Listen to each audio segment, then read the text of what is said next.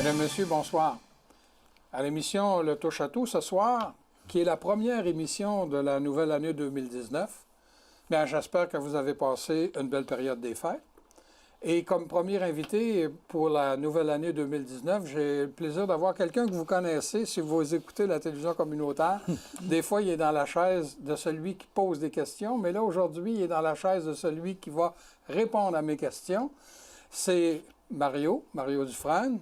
Bonsoir, Mario. Bonsoir, Pierre. Bonne J'espère année. que tu as passé une belle fête. Oui. Je te souhaite une belle année. Alors, toi, là, tu représentes Catara. Catara. Alors, c'est quoi déjà Catara? Je demandais toujours à Nancy de me dire... Comité d'appui travailleurs, travailleuses accidentés, région des Appalaches. C'est ça, Fait Catara. qu'avec un nom comme ça, on est mieux avec l'acronyme. Alors, Catara. Oui. Bon, tu m'as donné un document, là, Oui, une bon. feuille. Puis, si tu permets, je vais lire le paragraphe qui Oui. situe très bien l'intervention que tu vas faire. OK. Alors, tu dis, il y a parfois des incongruités, des bizarreries, des lacunes dans nos lois qui portent à se questionner sur le bien fondé de leur application. Certaines fois, c'est tout juste risible, mais malheureusement, ça a parfois des conséquences graves. Et là, on va parler de 4 exemples. Oui. 2 qui impliquent la CNEST. Tu vas me dire encore c'est quoi? Oui, bien sûr. Oui, alors c'est quoi? Bien, la CNESST, c'est la Commission des normes de l'équité, de la santé, sécurité au travail. C'est ce qu'on appelait CSST avant. Ah oui, la CSST. Alors, il s'est rajouté les normes et l'équité ensemble. Oui. Et 2 autres de la SAAQ, 2 oui. exemples. Alors, ça, c'est Société d'assurance automobile. C'est ça. OK. Alors, allons-y. Tu as 4 exemples. Oui. Donc, le premier, c'est quoi? Le premier, ben, c'est justement les opiacés versus le cannabis thérapeutique. Je ne sais pas, probablement que tu l'as vu ou que vos téléspectateurs aussi peuvent l'avoir vu à Radio-Canada. C'est une femme qui a eu un accident de la route à qui on a prescrit des opiacés, donc les opiacés, des dérivés de l'opium, Oui. pour ses problèmes chroniques. Sauf que ce qui arrivait avec ça, c'est que, bon, les opiacés, on le sait, les effets secondaires peuvent être très souvent néfastes chez la personne. Et en l'occurrence, chez cette femme-là, c'était encore plus. Et elle vient du milieu hospitalier, donc elle sait de quoi elle parle. Et là, elle a rencontré un spécialiste qui travaille, lui, sur le cannabis thérapeutique. Il a conseillé de prendre ça plutôt que les opiacés, qu'au niveau de son rétablissement, selon lui, l'effet serait le même, mais sans les effets secondaires. Ah oui, OK. Alors, elle, cannabis, fumeur de pote, ça y tente pas. Mais à un moment donné, tu n'as pas le choix. Elle le sait. Et finalement, ça donne des résultats à un tel point que ce qu'elle croyait impossible, c'est-à-dire retourner au travail, peut se produire peut-être l'an prochain, tu sais, quelque chose comme ça. Le problème là-dedans, la SAC ne rembourse la pas. SAC, là, c'est la Société d'assurance OK. automobile OK. ne rembourse pas le coût du cannabis thérapeutique. Mais est-ce qu'il remplace... est-ce qu'il Il faisait rembourse les opiacés. Ah, les opiacés, il faisait ça. La CNESST aurait remboursé le coût du cannabis thérapeutique, mais dans les lois qui s'appliquent à la SAC, ce n'est pas remboursé. Donc, elle a 2 choix. Continuer avec son opium et avec ce que ça produit comme effet Puis les néfaste, conséquences néfastes qu'elle a. ou payer son cannabis. Elle paye son cannabis. Mais, et jusqu'à quand? Jusqu'à ce que la loi soit changée. Pour l'instant, ils ne peuvent rien faire. C'est la loi, donc ils ne peuvent pas le rembourser. C'est Donc, ce qu'on appelle... la main gauche le fait, puis la main droite le fait pas. Exactement. C'est pour ça qu'on a donné dans le titre incongruité, bizarrerie et lacune. C'en est une. Ça, c'est concernant la SAC. Et les opiacés, là, Oui. d'ailleurs, c'est un dérivé du mot opium. Opium, hein, c'est ça. c'est Là. ça. Donc, c'est pas de la crème glacée, ça. Là. Non. C'est l'opium avec tout ce que ça implique d'effets et tout ça. C'est sûr que ça va calmer et ça va tempérer la douleur. On ne peut pas dire le contraire. Mais c'était au niveau des effets secondaires qui était véritablement le problème. Et quand on sait que, on l'a appris par les spécialistes, que le cannabis thérapeutique ferait la même chose. Et lui est beaucoup moins néfaste, en tout cas, du moins, chez cette femme-là. Moi, je ne suis pas spécialiste du cannabis ni des opiacés, mais ce qu'on a lu dans le rapport, c'est ça. OK. Fait que Ça, c'est la première bizarrerie. Oui, et c'est avec la SAC. OK. Mais la deuxième. la CNESST n'est pas à l'abri des bizarreries non plus. OK. Avec des prothèses auditives qui sont incompatibles pour la personne qui les porte. Ouais. J'en ai des appareils D'accord, auditifs. OK. Bon, bien là, mettons qu'on vous diagnostique un cas de surdité professionnelle. Vous allez avoir le droit, avec la CNESST, à des prothèses qui vont être payées, remboursées. Vous pouvez avoir le droit aussi à des indemnités et tout ça. Mais là, quand vous étiez jeune, mettons enfant, vous avez eu des otites à répétition, ce qui a fait qu'à un moment donné, on a dû vous entuber dans une oreille. OK? Là, oups, c'est plus reconnu, ça, comme maladie professionnelle. Alors, sur un côté, celui qui n'a pas été entubé, je donne l'exemple comme ça, mais ça peut être d'autres exemples. Oui. Celui qui n'a pas été entubé, on se comprend? Maladie professionnelle. Correct. Ouais, elle est professionnelle, donc vous allez avoir votre appareil à contrôle. C'est des affaires au-delà de 1000 pièces, des fois même 3 000 $, ces appareils-là. On vous donne ça, tout est correct. L'autre côté, no way, il n'y en a pas. Mais vous pouvez vous tourner vers la RAMQ, la Régie d'assurance maladie du Québec, qui, eux, vont vous défrayer le coût de l'autre appareil. Sauf que c'est 500 $ max. Oui, je te pour te dire, là, moi, j'en ai des appareils auditifs, là. Oui. Puis la RAMQ ne paye pas n'importe quel appareil. Et auditif. non, c'est pas nécessairement ceux en contrôle et tout ça. Donc, 500 $ maximum. Fait que là, si on suit notre même personne, sur un côté, elle a un appareil à 3 000 $, on va dire, et sur l'autre côté, elle en a un à 500. Résultat, ces deux appareils-là sont pas compatibles. Fait que là, ça donne comme rien. Tu vois? Alors, un autre bizarrerie. Oui, c'est des cas qu'à un moment donné, tu sais, on découvre au fur et à mesure On rit, mais c'est... Non, je le sais. C'est pour ça que je disais risible, sauf que dans les impacts chez la personne, l'autre, cette personne-là qu'on a vue, trouve pas ça drôle, pantoute. C'est plate de même. C'est des choses que, tu sais, qui passent, qu'on voit pas, et que dans la pratique, on découvre. Fait que ça, là, moi, je suis très, très concerné par ça, parce que des appareils auditifs, j'en ai, là. Puis s'il fallait qu'ils soient... incompatibles, hein? Incompatibles, je voilà. C'est ça. Alors, c'en est une. OK. Alors là, ton troisième. Le troisième? Un jeune conducteur ne pourra pas être chauffeur désigné. Ça, c'est plus récent. Je ne sais pas si vous avez sûrement entendu parler, tout le monde, les conducteurs de 19 ans et moins qui ont un permis probatoire. Là, je ne parle pas du permis d'apprenti. Là, ils sont rendus au probatoire. Ils ne peuvent pas circuler avec plus d'un passager le soir de 19 ans et moins entre minuit et 5 heures.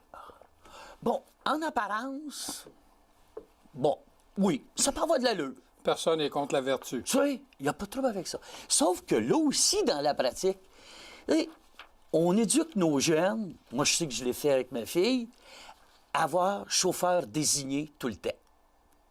Okay. Là, on reprend notre jeune, il a 19 ans. Il est avec des amis, il a son permis probatoire. Il est chauffeur désigné, donc il s'en va au bar. Il faut qu'il arrête de veiller avant minuit. Oui, mais lui, là, tu sais, il est au Perrier ou au Coca ou peu importe, il n'a pas bu une goutte d'alcool. Ses amis ont consommé parce qu'ils avaient un chauffeur désigné. Là, ils repartent chez eux, les parents ont dit, à minuit et demi, tu dois être à la maison. Ils partent à minuit, il se fait arrêter, perd son permis. Chauffeur désigné, il n'a pas bu. Ouais. Alors, les 6 premiers mois, pourquoi 6 mois? Aucune espèce d'idée. Pendant tes 6 premiers mois de probation, tu n'as pas le droit d'être chauffeur désigné. Ouais. Avec des jeunes de 19 ans. On sait aussi qu'il y a beaucoup de jeunes dans la région ou ailleurs de 19 ans qui travaillent. Puis, tu sais, quand tu es jeune, là, puis qu'on t'offre un poste de soir, de nuit, tu n'as aucun problème avec ça, tu le prends. Premièrement, ça te donne un petit bonus. Mais si tu prends un poste de nuit, tu peux pas y aller en auto? Tu peux y aller, Mais mettons que tu décides de faire du covoiturage avec tes chums, tes collègues de travail, tes copains de travail. Tu peux pas y aller si... Non. Tu peux pas véhiculer d'autres. Tu peux pas les amener. Donc, tout le principe écologique d'encourager le covoiturage et tout ça, on l'envoie, on le balaie du revers de la main. Ah ben bon. Fait que quand on veut éduquer nos jeunes là-dessus, ben dans la pratique, des fois, on se ramasse avec un petit contraire à ce qu'on a enseigné. Bon, Puis on en a un dernier. Au dernier, il nous reste 2 minutes. OK, ben des parfait, il n'est pas long. dossiers de la Commission des normes et de l'équité, de la, Oui. de la Et la santé, sécurité, au travail, travail. je l'ai dit, qui attendent des mois, Oui. voire une année. Oui, et ça pourrait être plus que ça. Ça, c'est le dernier point. Ça, par contre, là, on peut même pas trouver rien de risible là-dedans. C'est que lorsqu'on arrive en deuxième instance, la deuxième instance, ça veut dire, bon, vous avez déposé quelque chose, vous avez été refusé, il y a contestation. Aussitôt qu'on arrive à la contestation, il n'y a plus de délai pour régler les dossiers. À Catara, actuellement, on a des dossiers qui ont 10 mois. Ça fait 10 mois que les personnes ont déposé leur contestation et ils attendent. Ouais. Ils sont en attente d'un résultat. Ils ne savent même pas quand, ni quoi, ni rien. Et il n'y a pas de limite. Alors qu'à la SAC, en deuxième instance, au bout de 90 jours, ça doit être déposé. Ils ont un délai de 90 jours. Puis il ne faut pas oublier une chose, c'est que les gens qui ont déposé un dossier, là, Oui. par l'entremise de Catara, par Voilà. exemple, Ouais. c'est parce que soit qu'ils ont une maladie professionnelle ou qu'ils ont été victimes d'un accident. Donc des personnes vulnérables. Vulnérables. Et puis il faut aussi pas oublier une chose, c'est que lorsqu'ils déposent leur dossier, ils ont un délai. Puis, dépasse-les pas. Ah oui, Parce que le qu'ils seront fameux plus hors éligibles. délai. Ah oui. Et avec les complications, peut-être que ça peut se contester éventuellement, mais avec toutes les complications que ça a. Tandis que là, il n'y en a pas de délai. OK. Alors, encore une fois, la main droite ignore ce que la main gauche fait ou la main gauche la Et main droite. ce qu'on peut peut-être constater en conclusion, c'est qu'il serait si facile d'avoir de l'harmonisation entre les services gouvernementaux qui sont destinés aux plus vulnérables. Ça réglerait plein de choses. Bien, merci beaucoup, Mario. Merci, Pierre. Bonne année encore. Oui, toi aussi. Et vous, je vous invite à demeurer des nôtres. L'émission se poursuit dans quelques instants.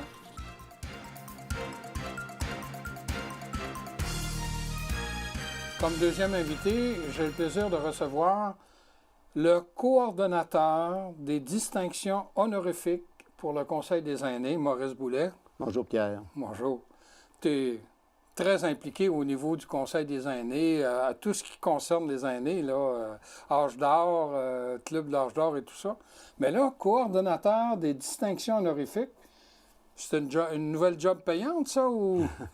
Bien, c'est un travail que je fais depuis 2003. Ah, Donc, j'ai 2003, connu à peu ça, près... hey, là, on est au début de 2019, là. Ouais. Mais finalement, ça m'a permis de découvrir tout ce qu'il y avait, puis surtout de voir la joie qu'ont les gens lorsqu'ils sont honorés. Alors, quand tu parles de distinction honorifique, qu'est-ce que tu veux dire pour le Conseil des aînés? Bien, ça peut être tous les prix dans lesquels sont admissibles au niveau des personnes, particulièrement du milieu communautaire, qui œuvrent au niveau de rendre des services aux aînés. Ça peut être aussi des organisations de services aux aînés. En fait, c'est un peu tous ces gens-là qui, finalement, prêtent leur temps. C'est des bénévoles aussi. Oui. Donc, c'est des gens qui donnent de leur temps, très engagés en faveur des aînés. Et ils reçoivent différents prix, là, C'est ça. ou différentes distinctions Ça honorifiques. peut être des prix hommages, ça peut être des médailles, ça peut être des certificats, mais habituellement, puis c'est tout au niveau régional ou national. Mais là, tu veux en parler de deux particuliers parce que ça va se dérouler à Thetford. Oui, le 27 avril prochain, au Centre des congrès, il va y avoir une activité bien particulière ici qui va se passer. Alors, tu m'as parlé qu'il va y avoir deux choses. Il va y avoir des gens qui ont des centenaires, là, des gens qui sont venus au monde en 1019. Hey, tabarouette. Non, 1919. Oh oui, c'est ça. Pour 100 ans, là, pas 1000. Pas millier, là. 1919. Donc, toutes les personnes qui sont centenaires, il y en a plusieurs qui vont être honorées. Et il y a les autres aussi qui vont recevoir la médaille du lieutenant-gouverneur, là, M. Michel Doyon. C'est ça, hein? Ouais, c'est ça. Le lieutenant-gouverneur du Québec, Michel Doyon, oui. va venir à Thetford-Mines pour 2 cérémonies. À 10 h le matin, c'est pour émettre des vœux à des personnes centenaires. Normalement, ce qu'on souhaite, que les personnes qui se présentent sont capables de se déplacer seules ou à aider de quelqu'un. Oui. Mais je veux dire, on peut quand même aller les porter chez eux si jamais il lui arrive une faiblesse. Oui. Donc, on veut connaître tous les centenaires du territoire de la MRC des Appalaches. C'est exceptionnel, là. C'est les centenaires de la MRC des Appalaches. Oui. Et là, pour les vœux, pour l'autre cérémonie dans l'après-midi, ça doit être les médailles du lieutenant-gouverneur. C'est ça. Puis il y a 3 catégories. Donc, la médaille pour les jeunes, donc la médaille pour le lieutenant-gouverneur pour la jeunesse, c'est une médaille de bronze, une médaille d'argent pour les aînés, et exceptionnellement, il y a une médaille pour le mérite exceptionnel pour des gens qui ont contribué beaucoup au développement ou à l'amélioration des qualités de vie des aînés au niveau de l'ensemble du Québec, mais particulièrement au niveau du territoire. Personnellement, l'année passée, au mois de mai 2018, j'ai eu l'honneur de recevoir la médaille d'argent du lieutenant-gouverneur. Ça va être la même cérémonie qui va avoir lieu, là, comme tu dis, le 27, c'est bien ça? C'est ça, exactement la même. Moi, là, je suis sorti de là, j'étais impressionné de voir cette cérémonie-là. Et de voir, on était honorés là, de la région de Thetford, on n'était pas loin d'une trentaine certains, hein? Oui, avec les jeunes, effectivement. Alors là, s'il y a des gens qui nous écoutent aujourd'hui qui disent il va y avoir une cérémonie comme ça, mais comment ça se fait que moi, j'ai reçu une médaille? Qui peut recevoir une médaille? Puis qui peut proposer des gens pour des médailles? Là, tu es bien placé, tu es ici pour ça. Bien, je vais prendre les 3 catégories. Au OK. niveau des jeunes, c'est le réseau scolaire. Donc, tu as fin de secondaire, collégiale, universitaire ou formation professionnelle. C'est l'institution scolaire qui présente des candidatures. Il y en avait l'année dernière, Il y en a des jeunes de la il y en région a de chaque Thetford. année, à peu près toutes les institutions scolaires présentent des dossiers de Oui, candidature. il y en faut avait. quand même le remercier, puis ça fait longtemps. La médaille existe depuis 2008. 2000. Ah bon, OK. Là, l'autre élément, c'est pour les aînés. Donc, pour les aînés, les personnes qui peuvent se qualifier, il faut qu'il y ait, le 1er février 2019, il faut qu'il y ait 65 ans. Donc, c'est 65 ans et plus. Et finalement, je veux dire, il faut qu'il ait travaillé, collaboré d'une façon particulière au niveau du communautaire. C'est des personnes bénévoles aussi. Et la façon qui présente une personne là, ça peut être un voisin, un membre d'un organisme, ou quelqu'un qui, à un moment donné, vous rencontre quelqu'un, dans ton cas, c'est Hervéline Gay. Oui. Elle te connaissait, elle te croisait à certaines occasions, puis elle a pris l'initiative de déposer ta candidature. Oui. Et à ce moment-là, il fallait qu'elle complète un formulaire. Il est disponible sur le site du lieutenant-gouverneur. Et on va peut-être sortir des informations relatives à ça. Oui. Et il y a jusqu'au 1er février, la personne a jusqu'au 1er février pour déposer un dossier de candidature. Donc, ça peut être n'importe qui présente une personne pour recevoir la médaille, en autant qu'elle aura 65 ans au premier. Puis je pense qu'il faut que ça soit la date limite pour déposer, là, c'est le 1er février. Février, puis la date pour avoir 65 ans, c'est la même. C'est exactement le 1er février également. Bon, alors Hervéline, elle, dans mon cas, là, elle a envoyé un formulaire à l'adresse. Est-ce que tu l'as, l'adresse, toi, avec toi, ou on pourrait l'indiquer? Ça va être inscrit au tableau. Ça va être inscrit, OK, c'est parfait. Et là, tout à coup, j'ai reçu une réponse, une lettre qui venait du lieutenant-gouverneur qui me disait que je recevrais la médaille, puis c'était au mois de mai, puis ça s'est déroulé à l'école polyvalente de Lévis. Et moi, je suis sorti de là, j'étais très impressionné. Mais au lieu de vous rendre cette année, ça va être à Thetford. C'est au centre de congrès, donc je veux dire, c'est quand même très impressionnant. Probablement, les capacités d'accueil vont être supérieures aussi, parce que vous étiez limité à 4 invités. Oui. Donc, à ce moment-là, possiblement, ça pourrait être un peu plus aussi. Oui. Maintenant, pour les centenaires, là, les personnes qui ont centenaire, c'est toi directement qui s'occupe de ce dossier-là, hein? Bien, moi, j'ai obtenu un privilège. Ça fait longtemps que je veux dire, je collabore avec le bureau du lieutenant-gouverneur depuis 2008. Je m'assure qu'il y a toujours des candidatures dans la région. Je fais la promotion de ça. J'invite les gens à regarder, puis d'observer, puis de dire, cette personne-là me semble qu'elle mérite d'être remerciée pour son implication. Donc, à ce moment-là, j'ai complété un formulaire. Et c'est simple à compléter aussi. C'est le nom de la personne, ses dates de naissance, puis la personne qui, en principe, peut l'accompagner ou présente son dossier de candidature. Et ces personnes-là devraient être en mesure, en principe, de se présenter au centre des congrès à 10 heures, le 27 avril, pour qu'ils puissent venir recevoir. Quelqu'un peut l'accompagner, mais je dis, si jamais il y a une problématique de santé, quelqu'un peut même aller lui porter la médaille pour le lieutenant-gouverneur directement à sa résidence. Et là, la date limite d'inscription est un petit peu plus tard que le 1er février. On l'a placé le 15 février pour permettre aux gens actuellement de faire du recrutement. Donc, les gens qui nous écoutent, il va y avoir encore une adresse qu'on va indiquer ici. Là. Quand je dis ça, c'est à l'écran. Là. Puis mon numéro de téléphone est toujours là, c'est facile, de 335. Attends un peu, 335. 2533. 2533 dans le 88. Et alors, les gens qui... C'est à ma résidence, donc vous pouvez téléphoner de tôt le matin à tard le soir. OK. Alors, 88 335 2533. Et toi, tu vas être en mesure, s'il y a des gens qui nous écoutent, qui disent, hey, moi, j'ai quelqu'un de centenaire dans ma famille qui demeure dans la région, donc il pourrait te contacter. Bien, j'en ai déjà pas mal d'entrées. Ah oui, tu en as plusieurs? Bien, l'objectif, entre autres, c'est de connaître combien il y a de centenaires dans le territoire. C'est un des éléments. Puis une façon un peu, je veux dire, de leur donner l'occasion d'avoir une rencontre avec le lieutenant-gouverneur du Québec. Qui était un monsieur très sympathique. Hein? Moi, je l'ai beaucoup aimé l'année passée. Ça, c'est une courtoisie qu'il m'a donné en échange de ma collaboration. Alors, M. Doyon, là, c'est un homme très sympathique.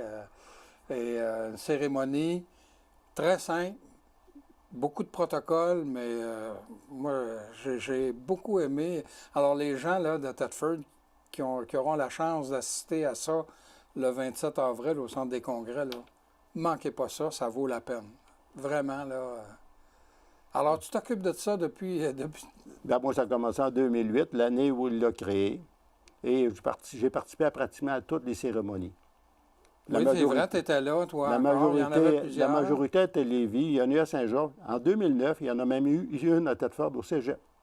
Ah oui? À ce moment-là, il y avait 24 personnes honorées, particulièrement de notre territoire, et il y en avait 23 de Thetford Mines, ou de la région.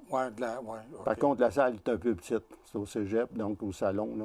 Oui. Et que finalement, cette année, on a dit que ça prend un grand espace. Et finalement, c'est un prix régional. Donc, tous les gens de Chaudière-Appalaches sont invités à se déplacer à Thetford Mines pour recevoir le médaille. Oui, c'est vrai que l'année dernière, à Lévis, ça regroupait là, tout ce qu'on appelle Chaudière-Appalaches. C'est ça. Habituellement, c'était 2 cérémonies, mais l'année passée, il n'y en avait seulement qu'une. Et avec le préfet, M. Vachon, on a joué d'influence et on a obtenu que ça vienne à Thetford. Et pourquoi c'est à Thetford? C'est que la MRC, la Ville de Thetford-Mines et le Conseil des aînés se sont impliqués financièrement pour payer les frais de salle, pour permettre d'accueillir, parce que le lieutenant-gouverneur, il ne fera aucun coût, à part de fournir les médailles puis se déplacer. De se déplacer. Puis il ne vient pas tout seul, hein? Il arrive avec tout son personnel. Quand on est arrivé, il y a l'accueil. Ils nous ont amenés dans une salle pour nous dire de quelle façon que la cérémonie et les gens qui étaient là. Ensuite, ceux qui préside, le monsieur qui prend les photos, puis tout. Puis c'est organisé là, au quart de tour. Hein? Puis tout le monde reçoit une photo. Ah oui, ah oui. Avec le lieutenant-gouverneur, oui. Puis une possibilité d'être photographié aussi après, avec la famille. Bien, là, nous, ma femme et moi, on ne s'est pas prévalu de ce privilège-là. Mais effectivement, à la réception de ma médaille, là, il y avait une photo officielle avec M. Doyon. Et ça, là, je l'ai à la maison. En tout cas, c'est un beau souvenir. C'est vraiment une belle initiative, ça. Donc là, le 27, c'est à Thetford. Vous avez jusqu'au 1er avril, au 1er février pour vous inscrire ou vous faire inscrire quelqu'un. Puis pour les centenaires, c'est jusqu'au 15 février, c'est bien ça? Auprès de moi, là. Auprès de toi. C'est moi qui ai le lien à ce niveau-là. Alors, 88 335-25-33. Il y a un autre élément, c'est le mérite pour mérite exceptionnel. La médaille pour mérite, donc la médaille d'art pour mérite exceptionnel. Et ça, je veux dire, je peux émettre aussi des suggestions au nom, je veux dire, de personnes qui s'impliquent ou d'organismes qui s'impliquent beaucoup au niveau dans la communauté. Juste en retour un petit peu, en 2017, c'est M. Raymond Setlacouille Ah oui? et Feu Donna Grenier qu'ils ont reçu cette médaille-là médaille pour d'or, mérite ça. exceptionnel. OK. Fait que ça nous laisse encore une autre initiative de faire une suggestion. Donc, si des gens connaissent des organisations, des individus, Qui ils mériteraient. n'ont juste à communiquer avec moi et je vais collaborer à monter un dossier. Bien, merci beaucoup, Maurice. Merci, Pierre. Et vous, chers amis, je vous invite à nous revenir la semaine prochaine.